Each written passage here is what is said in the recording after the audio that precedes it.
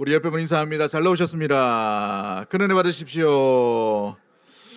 오늘 본문의 말씀을 통해서 하나님께 더 가까이 10번째 시간으로 감정은 동반자이지 주인이 아닙니다 라는 제목으로 함께 말씀을 나누도록 하겠습니다. 시카고대 철학 교수이고 윤리학 교수인 마사 누스바눔이라는 사람이 있습니다. 그분의 글을 표현해서 빌리자면 이런 이야기가 있어요. 한번 잘 들어보십시오. 감정은 단순한 충동이 아니라 우리가 무엇을 중요하게 여기는지를 드러내는 가치 판단의 차원의 이야기다라고 이렇게 이야기합니다. 무슨 이야기냐 하면 감정은 내면의 소음만이 아니라 내가 무엇을 사랑하고 무엇을 두려워하고 무엇을 잃을까 떨고 있는지를 드러내는 창문과 같다는 의미죠. 그래서 오늘 본문에 나오는 시편 기자도 낙심과 불안은 믿음 없음의 증거가 아니라 그가 하나님을 얼마나 절실히 갈망하고 있는지를 드러내는 신호와 같다라고 이렇게 표현하는 것이죠.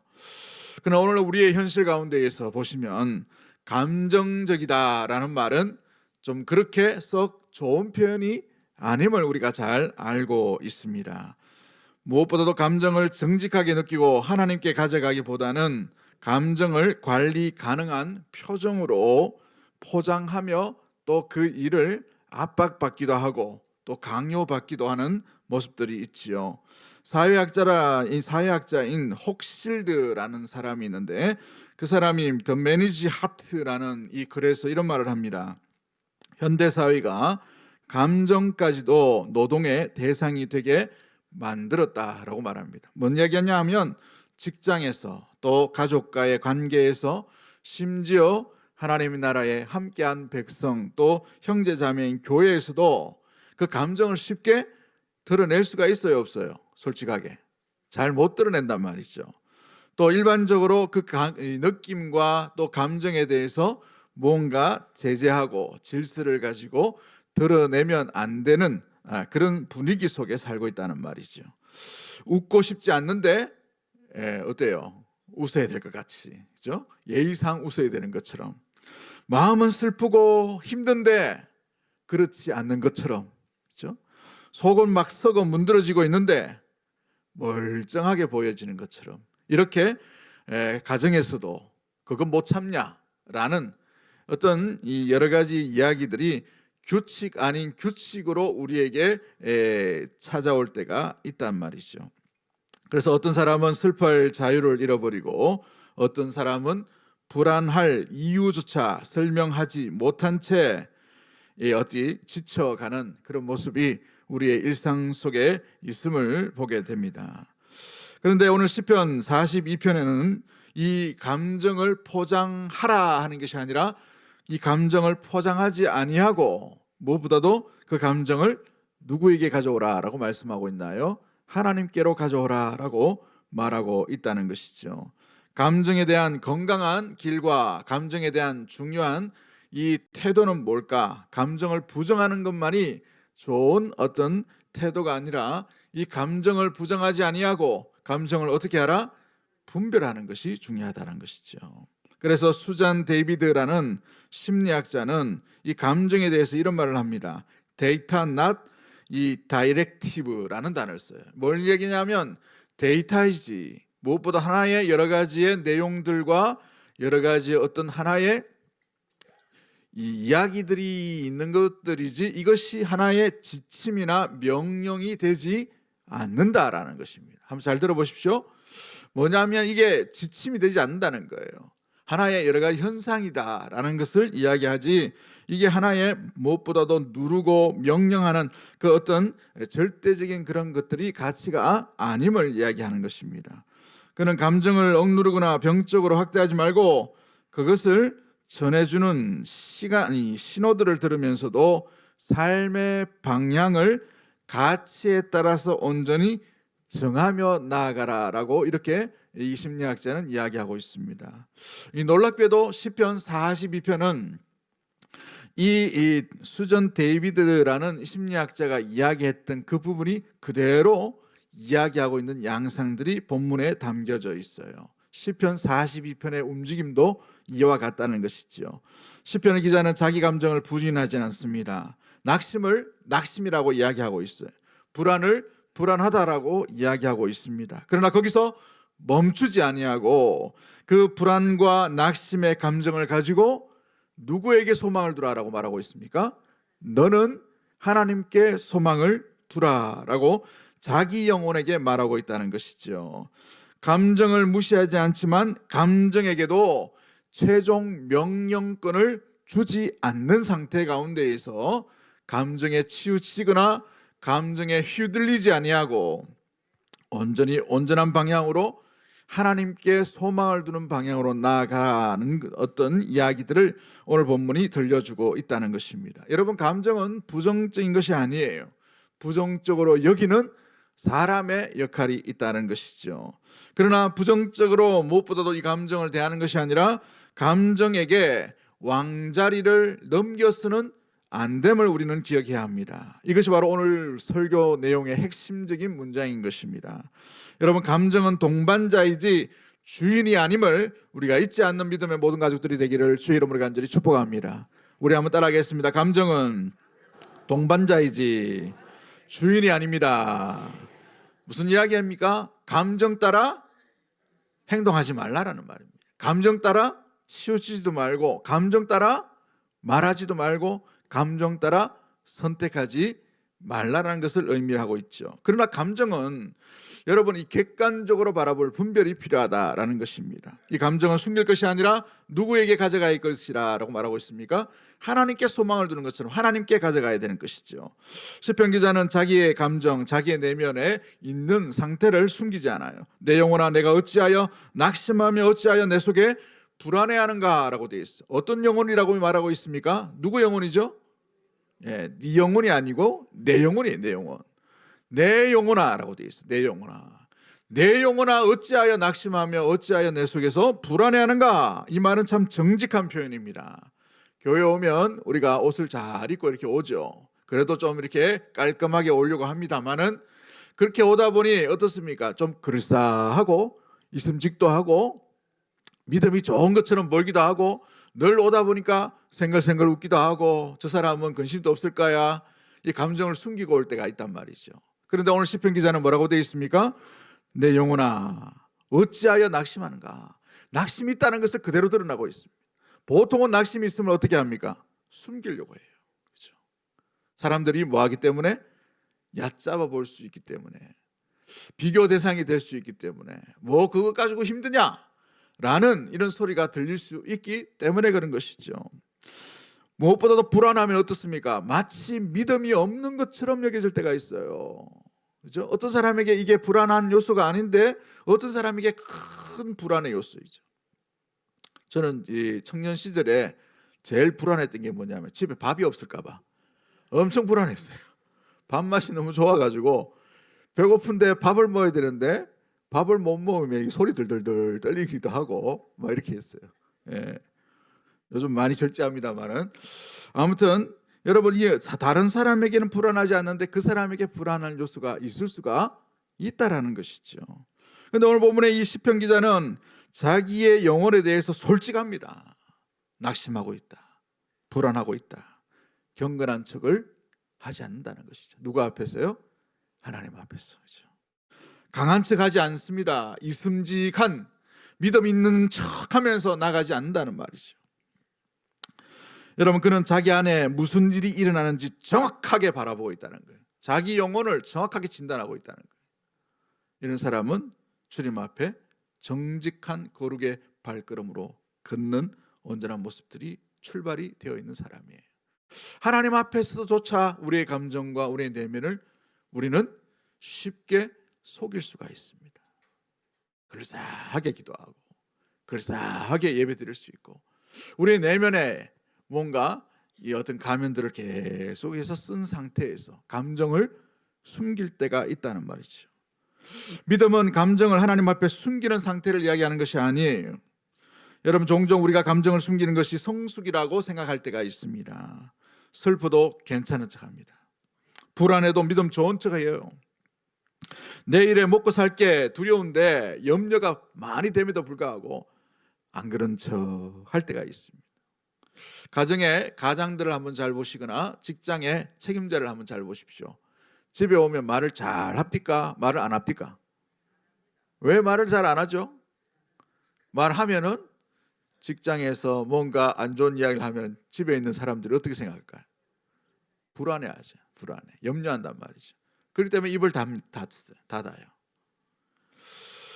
여러분, 그렇기 때문에 마음 가운데에 슬픈 척, 슬픔이 괜찮은 척, 불안해도 믿음 좋은 척, 참는 척, 인내하면서 견딜 수 있을 것처럼 그렇게 얘기합니다. 눈물이 차오르는 그 순간 가운데도 이 정도는 내가 이길 수 있을 거야, 그래서 이겨야지 하며 삼켜버린다는 것이죠. 그런데 한번 잘 보시면 숨긴 감정은 사라지지 않는다는 거예요. 그렇죠? 이것이 차곡차곡 쌓여요. 그래서 우리 한국 사람의 독특한 질병이 이 의학사전에 등재된 질병이 하나 있죠. 어떤 질병입니까? 무슨 병? 화병이 있어요. 화병이. 이 서양 사람들은 이해가 안 되는 병이에요. 이야기하면 되지 뭘 화병이고. 말을 못 하는 거죠. 말을 못 하다 보니 차곡차곡 쌓이다가 마지막에 터져버린 거예요. 그렇죠? 예전에 부목사 때 우울증이 심한 어느 집사님 신방을 한 적이 있습니다. 40대까지 남편한테 매를 맞고 살았어요. 근데 누구한테 이야기하겠어요? 아무한테 이야기를 할 수도 없죠. 맞다가 하나님 앞에 기도하고 남편 회개하게 해달라고, 남편 마음을 바꾸게 해달라고, 남편 예수님을 믿으면 되는데 예수님 알게 해달라고 그렇게 기도했어요. 그런데 참 감사하게도 40대 후반쯤 돼가지고 남편이 기적적으로 돌아왔어요. 돌아왔는데 남편이 돌아오고 나니까 이제 이 사람이 싹 바뀐 거죠. 어떤 폭력을 행사하던 것이 바뀌었어요. 완전히 착해져 버린 거예요. 예수 믿고 난 뒤에. 그러고 나니까 매 맞는 것이 사라졌어요. 이제 50대 중반이 되니까 집이 좀 편안해요. 그런데 마음의 질병이 왔어요. 그때부터 우울증이 왔는데 집에 바깥을 나가지를 못하는 거예요. 나가면 왜 나가는지를 잊어버립니다. 자기가 밥을 먹었는지 밥을 안 먹었는지도 몰라요. 그래서 3일 굶고 이틀 굶고 하다가 질병이 더 도지기도 하고, 신방을 가면 권찰과 구역장과 같이 가면 집이 온통 시커멓게 커튼을 치고 불도 다 꺼버리고 그런 상태에 있어요. 그러면 신방 가서 커튼 열고 환기시키고 불을 켜고 난 뒤에 찬양도 밝은 찬양을 합니다. 어떨 땐 너무 심해가지고 그 집에 3시간을 신방한 적이 있어요. 찬송 뜨겁게 1시간 부르고 말씀 1시간 설교, 원고 없이 1시간 설교를 했어요. 목이 터져라 이렇게 했어요. 기도 그냥 기도가 아니고 막 죽을 똥 살 똥 기도 1시간을 했습니다. 목이 다 쉬었습니다. 그런데 다음 날 목사님 언제 신방 왔냐고 이렇게 얘기합니다. 3시간을 있었는데 얼마나 허탈하든지 마음에 왜 신방 안 와주시냐고 그렇게 얘기하는 거예요. 그런데 나중에 환경이 바뀌니까 이제 하나씩 회복되는 것을 보게 되었어요. 여러분, 억누른다고 해가지고 감정이 사라지는 것이 아닙니다. 건강하게 풀어나가야 돼요. 건강하게. 어떻게 풀어나가야 되는가? 가장 지혜로운 방법이 주님께 나아가는 방법이죠. 소망을 주님께 두는 것입니다. 오늘 본문에서도 소망을 하나님께 두라라고 그 영혼에게 명령하고 말하고 있다는 것이죠. 신앙은 자기 마음에 대한 거룩한 정직에서 시작됩니다. 하나님 앞에 우리가 숨길 수가 없어요. 알고 계시는데 주님 앞에 우리의 마음을 정직하게 솔직하게 힘듭니다. 주님, 낙심이 됩니다. 두렵습니다. 염려가 됩니다. 걱정이 됩니다. 가족에게는 말 못하지만 주님 앞에 내려놓는, 주님 앞으로 나아가는 것이 신앙의 첫 출발이라는 거예요. 탕자의 비유에서 탕자가 회개한 순간이 어떻습니까? 아버지를 생각하는 거예요. 돌아가야 되겠다는 거예요. 거기 가면 쉴 집이 있고 먹을 것이 있다는 것을 알고 있기 때문에 그렇죠. 그렇습니다. 자기의 존재, 자기의 가치, 자기의 내면의 상태를 그대로 줄여 죽는구나라는 것을 알고서 돌이키는 것이 회개예요. 거기서부터 신앙의 출발이 나타나고 시작된다는 사실인 것이죠. 하나님께 가까이 가고 싶은 사람만이 하나님 앞에 자기의 영혼을 내려놓고 열어놓을 수가 있게 되는 것입니다. 시편 전체의 내용은 그러기에 갈망과 눈물로 시작됩니다마는 그 속에 그 내면의 슬픔과 아픔과 절망과 불안의 내용들을 가지고 자기 스스로 해결하려고 하지 않아요. 자기 연민에 빠지지 않습니다. 자기 분노, 자기 불안에만 간직하는 것이 아니라 그것을 가지고 주님께로 나아가려고 하는 소망을 하나님께 두고 있다는 사실이죠. 소망을 하나님께 둔다는 말은 무엇을 이야기합니까? 사랑하는 성도 여러분, 감정은 내가 따라야 할 주인이 아니라는 사실을 기억하고 그 감정을 어디 아래 두어야 되느냐, 이것이 주님께 소망을 두는 귀한 아름다운 방법의 모습이에요. 어디다 두어야 됩니까? 하나님의 말씀이에요. 말씀. 여러분, 시편 기자는 감정을 토한 가운데 멈추지 않아요. 자기 영혼에게 설교를 합니다. 너는 하나님께 소망을 두라라고 설교하고 있어요. 오늘 본문의 이 핵심에 가던 이 중심의 내용입니다. 그는 감정을 인정하지만 감정에게 주인 자리를 양보하지 않는다는 거예요. 주권을 넘기지 않는다는 것입니다. 감정을, 내 마음의 주인을 온전히, 내 마음이 온전히 내 생각과 내 행동과 내 말과 머리부터 발끝까지 지배하지 못하도록 주인 자리를 내어주지 않는다는 것이죠. 그는 낙심을 말하지만 낙심이 자기 인생의 왕이 되지 않도록 하는 것이죠. 그는 불안을 인정하지만 불안이 내 삶의 방향을 정하지 않도록 소망을 하나님께 두고 있다는 사실입니다. 여기서 우리는 신앙의 중요한 원리를 배우게 되는 것이죠. 감정이 우리 안에 많이 찾아올 수 있습니다. 감정이 없는 사람은 없어요. 감정을 가지고 우리는 신앙생활을 합니다만은 감정의 지배를 당한 상태로 신앙생활을 온전히 할 수는 없다는 거예요. 여러분 기억하십시오. 감정은 우리가 주의 말씀 아래 둘 때에 그 감정이 오히려 주를 더 찾게 되고 주를 더 기대하게 되고 주를 더 소망하게 되고 주 안에 귀한 은혜가 온전히 넘치게 되는 귀한 발걸음이 될 줄 믿습니다. 그러기에 감정이 내 위에 있어서는 안 되는 것이에요. 감정이 내 삶에 동행을 할 수 있습니다만은 내 방향을 좌지우지하는 그런 모습들이 되지 않도록 해야 되는 것이죠. 그러기 위해 우리는 말씀 아래에 이 감정을 두어야 되는 거예요. 낙심이 될 때에 성경이 뭐라고 말합니까? 낙심하지 말지어다. 두려움이 있어요. 두려움이 있을 때에 여러분 성경 말씀이 뭐라고 얘기합니까? 두려워하지 말라. 내가 너희와 함께 하리라고 말씀하시죠. 여러분 위안이 필요해요. 위로가 필요합니다. 그 위로가 필요할 때 사람에게 그 위로를 얻거나 사람에게 하는 한계가 있단 말이죠. 내 마음을 속 시원하게 위로할 줄 사람은 이 땅에 아무도 없어요. 기대를. 우리의 내면 가운데 진정한 우리의 내면을 위로하실 수 있는 분은 인생의 체질을 다 알고 계신 주님밖에 없는 줄 믿습니다. 그러기에 주 안에 말씀 아래에 나가는 것이죠. 그렇습니다. 감정이 너무 강하면 그것이 진실인 양 착각할 때가 있습니다. 환상 효과가 있어요. 여러분 감정이 너무 치우치면 어떤 일이 납니까? 불안하면 어때요? 선택을 잘못해요. 선택 장애가 옵니다. 이것도 좋을 것 같고 저것도 좋을 것 같고 불안하니까 앞으로 한 걸음도 못 나가요. 여러분 염려가 되니까 어떻습니까? 염려 가운데 있다 보니까 뭔가 마음 가운데 기쁨을 빼앗겨 버려요. 그렇죠. 여러분 분노가 일어나면 어떻게 되십니까? 분노가 일어나면 이 분노 때문에 옆에 있는 사람이 뭐로 보여요? 천사로 보입니까? 마귀사탄으로 보입니까? 솔직하게 사람으로 보여야 되는데 감정이입이 되어버린단 말이죠. 말다툼이 좀 일어났어요. 이게 이제 풀어지지 않는 거예요. 풀어지지 않다 보니 감정이 내 머리를 지배합니다. 생각을 지배해요. 저 인간이 저런 이야기를 해? 저 인간이 나를 볼 때 째려보는데 안 째려봤어요. 보니까 그날 지나가다 이랬단 말이에요. 그죠? 또 지나가다 보니까 뭐 말도 잘 안 했는데 저게 나를 말을 안 하네? 이렇게 오해하는 거죠. 오해가 쌓이다 보니 뭐가 돼버려요? 마귀 사탄이 돼버린 거예요. 이 감정이입입니다. 우리가 주님 앞에 뭐로 부르심을 받았어요? 형제 자매로 부르심을 받았습니다. 여기에 완벽해서 오신 분이 누가 있을까요? 도덕적으로 완전해서 오신 분이 누가 있을까요?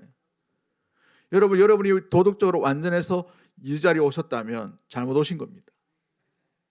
우리는 다 허점이 많고 허물이 많고 연약하고 무엇보다도 부족한 자들을 그 부족 가운데에 인생에 채울 수 없는 놀라운 것, 그 인생에 채울 수 없는 그 평안과 그 기쁨을 주님만이 채울 수 있음으로 말미암아 십자가를 지시고 피를 흘리시고 나를 위해 대신 죽으신 분이 우리 주 예수 그리스도인 줄 믿습니다. 그러기에 주님 때문에 우리가 완전한 거예요. 할렐루야. 주님 때문에 우리가 이 자리에 있는 줄 믿습니다. 그러기에 주님의 사랑을 받고 이 자리에 오신 분들이라는 사실이에요. 그러기에 옆 사람이 원수 마귀로 보이면 나는 어떤 존재일까요? 나도 원수 마귀로 보이는 거예요. 똑같아요. 우리가 서로에 대해서 원수 마귀로 이렇게 바라볼 이유가 없는데 감정이입이 너무 돼버린 거예요. 이게 진리인 양 돼버립니다. 진리는 오직 주 예수 그리스도 한 분밖에 없는 줄 믿습니다. 그분이 남겨주신 말씀 가운데 우리의 감정이 지배를 당해야 돼요. 반대로 되어가지고 감정이 우리의 삶의 지배자가 되어버리면 감정이 이끄는 대로 어떨 때는 좋았다가 어떨 때는 막 이렇게 낙심이 되고 어떨 때는 뭔가 이렇게 산을 옮길 만한 믿음이 있는데 어떨 때는 보면 완전히 보이지도 않아요. 사람의 존재 자체가 사라져버렸어요. 그렇게 되어버린단 말이에요. 감정에 여러분의 인생을, 여러분의 삶의 주도권을, 여러분의 내일을, 여러분의 오늘을 맡기지 않는 믿음의 모든 가족들이 되기를 주의 이름으로 간절히 축복합니다. 여러분, 감정에 맡긴다는 것을 한번 보십시오. 제자들과 이스라엘 백성들 보세요. 감정이 충실하게 좋은 감정이 있을 때는 예수님과 함께 무덤까지 가겠노라고 이렇게 얘기했어요. 예수님이 이 예루살렘에 들어오실 때 호산나 하면서 얼마나 환영을 했어요. 너무 기쁜 나머지 와서 자기의 겉옷을 던지고 종려나무 가지를 깔아주고 메시아 이 하나님의 아들 무엇보다 다윗의 자손이여 하면서 이렇게 환영을 했어요. 불과 하루 만에 그 감정이 어떻게 되었습니까? 십자가에 못 박아라, 십자가에 못 박아라, 침 뱉고 조롱질하는 그런 감정으로 이어져 버립니다. 제자들은 어떻습니까? 무덤까지 주를 따라가겠노라고 얘기했지만 가장 먼저 그런 말을 했던 이 베드로를 보세요. 제일 먼저 도망가잖아요. 그 요정의 한마디 많은 가운데에 나는 도무지 그를 모르노라 저주하면서 도망가는 그런 신세가 되어버렸어. 여러분, 감정에 속지 마십시오. 감정의 삶의 주도권을 내어주지 않는 우리 믿음의 모든 가족들이 되기를 주의 이름으로 간절히 축복합니다. 우리가 인도 안 받고 우리가 나가야 될 곳은 말씀 아래에 있는 줄 믿습니다. 왜요? 영원토록 변치 않는 것이 바로 하나님과 하나님이 주신 생명의 말씀이기 때문에 그러한 것이죠. 그러기에 사랑하는 성도 여러분, 감정을 무시하는 것이 아니라 감정에게 하나님의 말씀을 다시 들려주는 거예요. 왜 불안하느냐? 왜 낙심하느냐? 너는 하나님께 소망을 두라는 거지. 낙심, 근심, 염려, 불안, 두려움, 고통, 우울함도 말씀 아래 지배를 당할 때에 건강한 감정으로 회복되는 것을 보게 됩니다. 우리의 감정과 우리의 마음은 이렇게 말합니다. 너 지금 무너지고 있어. 널 도와줄 자 아무도 없어. 그러나 믿음과 성경은 말합니다. 그럼에도 불구하고 하나님께 소망을 두라는 거예요. 할렐루야. 마음과 감정 관계 속에서 얘기합니다. 너 혼자잖아. 너 도와줄 사람은 아무도 없어. 너 외톨이야. 너 어떡할래? 대안이 있니? 그러나 주의 말씀과 믿음은 우리에게 말합니다. 하나님은 떠나지 아니하시고 세상 끝날까지 너희와 항상 함께 있으리라. 할렐루야. 이게 임마누엘의 신앙이 아닙니까? 마음과 감정은 계속해서 우리를 속삭이고 자꾸 엉뚱한 방향으로 나가려고 해요. 이 인생의 무게 어떻게 견딜니? 견딜 수가 없어. 그러나 우리 주님께서 뭐라고 말합니까? 수고하고 무거운 짐진 자들아 다 내게 오라. 내게. 내가 너희를 쉬게 하라. 나는 마음이 온유하고 겸손하니 나의 멍에를 메고 나를 따를 것이냐라고. 할렐루야. 여러분, 그러기에 어떤 감정이 휘몰아칠 때, 감정의 폭풍 가운데 있을 때, 감정이 우리를 업습할 때, 환경과 두려움과 질병과 아픔과 막힘 가운데 감정으로 말미암아 넘어서지 못할 때에 우리는 감정을 바라보는 것이 아니라 주의 말씀을 바라볼 수 있는 우리 믿음의 모든 권속들이 되어야 될 줄 믿습니다. 성경에 답이 있는 거예요. 성경에. 아멘. 우리 찬송가 563장 가사에 어떻게 되어 있어요? 예수 사랑하심은 어디에서 배웠어요? 성경에서 배웠네. 우리들은 약하나 예수 권세 많도다. 할렐루야. 날 사랑하심, 날 사랑하심, 날 사랑하심. 어디에 써 있어요? 성경에 써 있어요. 변치 않는 영원한 진리죠. 여러분, 여러분의 영혼을 목용할 수 있게 되기를 원합니다. 여러분의 영혼을 온전히 믿음 가운데 케어할 수 있게 되기를 원합니다. 다른 사람에게, 자녀에게 설교만 하지 말고 내 영혼에게도 설교를 하셔야 돼요. 내 불안함, 두려움, 근심, 걱정, 우울함, 어두움, 염려, 미움과 마음 가운데 답답한 그 심령들을 주의 말씀 아래 둘 수 있는 우리 믿음의 모든 권속들이 되기를 주의 이름으로 간절히 축복합니다. 그러기에 성숙한 신앙이란 파도가 없는 상태가 아니라 파도 속에서도 방향을 잃지 않는 거예요. 우리의 싸움은 감정을 없애는 싸움이 결코 아닙니다.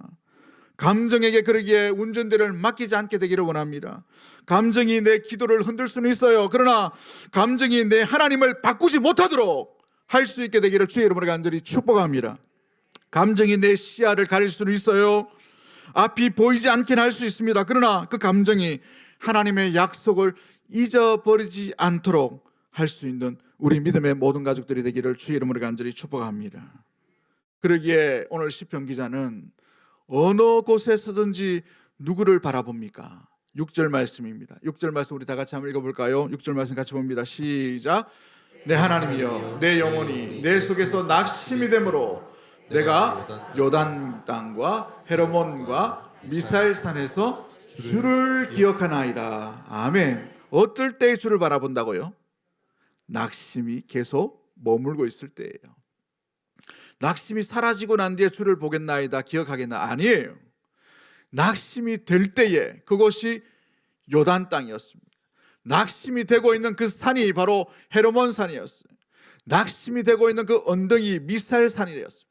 이 지명은 그렇게 크게 중요하지 않아요. 제가 찾아보니까 요단 땅이라는 것은 풍요로움을 상징합니다. 뭔가 잘 되고 풍요로움의 곡식이 있고 뭔가 물이 넘쳐나는 그런 상태예요. 그때에 그 가운데에서도 주님을 기억하고 있는 거예요. 또한 여러분, 이 헤르몬 산은 이 팔레스타인 지역에서 제일 높은 산을 이야기합니다. 우리 인생에 넘지 못할 그 산과 같은 그 골짜기, 그 산 꼭대기를 만난다 하더라도 그 속에서 누구를 기억합니까? 하나님을 기억합니다. 주를 기억하고 있죠. 미사일산이라는 곳은 여러분 굉장히 낮은 언덕과 같은 산이에요. 이름도 별로 기억되지 않는 곳입니다. 많이 나오는 산도 아니에요. 인생의 후반전, 인생의 병듦, 인생의 뭔가 잘 되지 못함으로 말미암아 사람들에게 잊혀질 만한 그 순간에도 우리가 누구를 기억해야 된다는 거예요? 주를 기억하나이다. 낙심이 없을 때에, 근심이 없을 때에, 두려움이 없을 때 주를 기억하는 것이 아니고 낙심되고 있는 그 상태 가운데서도 주님을 기억하는 것이지요. 이것이 바로 시편 기자가 우리에게 주는 놀라운 해답과 같은 모습인 것입니다. 사랑하는 성도 여러분, 어디에서 우리의 심령과 우리의 마음이 무엇보다도 이 감정을 이길 수 있을까요? 이 감정보다 더 크시고 더 놀라우신 주님 안에 거할 때에, 그 안에 주님을 기억할 때에, 주님이 누구인지를 알 때에 우리가 요단에 거한다 하더라도, 헤르몬 산에 거한다 하더라도, 미사일 산에 거한다 하더라도 그 산에서 우리가 그곳에서 주님을 기억함으로 낙심이 되지만 낙심에 우리의 삶의 운전대를 맡기지 아니하고 그 속에서도 주와 함께 온전히 평안을 온전히 풍성하게 더 누릴 수 있게 될 줄 믿습니다. 몇 년 전에 제가 목소리를 잃어버렸죠. 목소리를 잃어버렸는데 별일을 다 해봤어요. 뭐 마시라 하는 것도 마셔보고 좋은 거 먹기도 하고 좋은 병원도 갔어요. 종합병원만 몇 군데를 갔습니다. 우리나라에서 제일 좋은 종합병원이라 하는 종합병원도 가가지고 갔는데 검사하는데 왜 그렇게 두려운지 목사라 하더라도 똑같습니다. 예? 목사인데 목소리를 잃었다 한번 생각해 보세요. 기독교의 99%는 뭐로 되어 있습니까? 말씀이에요. 말씀. 물론 하나님은 이 어떤 인간의 언어보다는 더 놀라운 말씀을 하시겠지만 우리는 사람이지 않습니까? 그 목사의 역할은 설교하는 일이에요. 가장 많은 일이 90%는 설교하는 일입니다. 설교로 하나님의 말씀 양식을 먹이는 게 목사의 사명이고 제1 이 어떤 소명의 모습인 거예요. 근데 목소리를 잃어보니까 이제 기관 목사 해야 되나, 교회 목사가 아니고 기관 목사 해야 되나라는 생각도 하고 병원 갈 때마다 너무나도 걱정되고 염려가 되었습니다. 용하다는 병원 가니까 늘 하는 말이 목소리 잃을 수 있습니다 이런 말을 하고 이러다가는 큰일 납니다 하고. 근데 몇 군데를 돌았는데 다 그 소리예요. 다 그 소리. 갈 때마다 실망이 되고 절망이 되고 낙심이 되고 불안하고 솔직히 많이 두려웠습니다. 우리 성도님이 많이 기도해 주셨지만, 근데 어느 조그마한 병원을 갔어요. 근데 그 지역에서 용하다고 이렇게 소문난 병원인데 거기 가니까 딱 봐도 장로님 같아요. 병원 의사 선생님. 그래서 이런저런 얘기하다가 제 신분을 안 밝혔어요. 나가서 이렇게 하는데 딱 보더니만 바로 그 의사 선생님이 직업이 뭡니까? 라고 물어보더라고요. 직업을 왜 물어보십니까? 라고 보니까 아무래도 목사님 같다고. 어떻게 아셔요? 하니까 딱 보면 압니다. 목사 맞습니다 하니까 이 걸걸 하는 이 목소리로 목사 맞습니다 하니까 그 의사 장로님이 뭐라고 얘기했냐면, 목사님 걱정하지 마세요. 나을 수 있습니다. 이렇게 얘기한 거예요.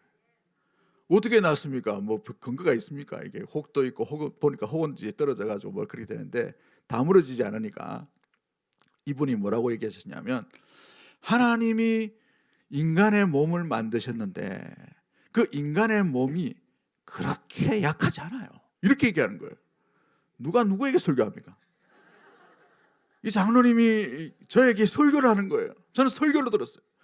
얼마나 감사한지. 그런다고 금방 나은 건 아닙니다. 그 이후에 한 4개월 정도 껄껄껄껄 하는 목소리로 계속 설교를 했어요. 근데 병원 갈 때마다 그 껄껄껄 하는 목소리로 설교할 때마다 마음에 뭐가 사라지냐면 근심과 불안함이 사라졌어요. 몇 명만 아멘 하네. 자기 일 아니라고. 얼마나 감사한지 너무너무 감사했어요.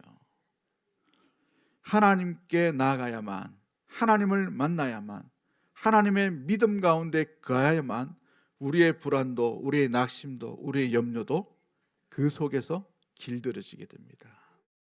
불안이, 염려가, 감정이, 우울함이, 분노가 우리의 삶을 주도하지 않도록 나아가게 되는 것이지요. 말씀을 맺도록 하겠습니다.